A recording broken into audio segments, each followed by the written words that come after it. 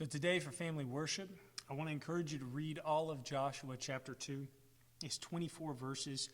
Read that with your family, read it aloud. But I ask you to look with me now at verses 9 through 11 specifically. And we're going to look at a little backstory here first. We see that Joshua has given commands to his people in chapter 1 to be courageous and to be strong.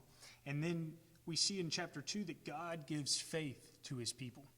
We see here where Joshua sends out 2 spies to go and look in the land and to scout it out so that they can come and overtake Jericho. But we see here that they get found out and they go to this lady Rahab's house, and she hides them from the king of Jericho and from the soldiers, and then she lets them escape. And she asks that they remember her when they come back. And we see here in verse 9, it says, "She said to the men, I know the Lord has given you the land, and that the fear of you has fallen on us." And then in verse 11, "As soon as we heard it, our hearts melted, and there was no spirit left in any man because of you.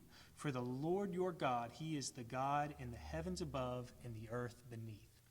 Right here, we see Rahab, who was not an Israelite. She wasn't believing in the God of Israel. But here, she hears about what he has done, and she proclaims that he is the one true God, the God who made heaven and earth. We see here in this passage a glimpse of God's heart.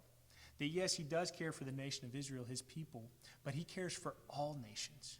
And that he brings Rahab into his family. And we ourselves have been adopted into God's family, and we are now his.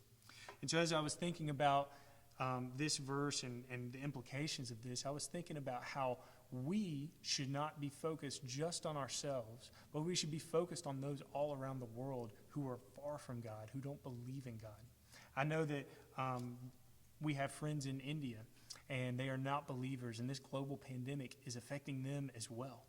And so I want to encourage you to be in prayer for those around the world who don't know Jesus, who don't have any hope during this time.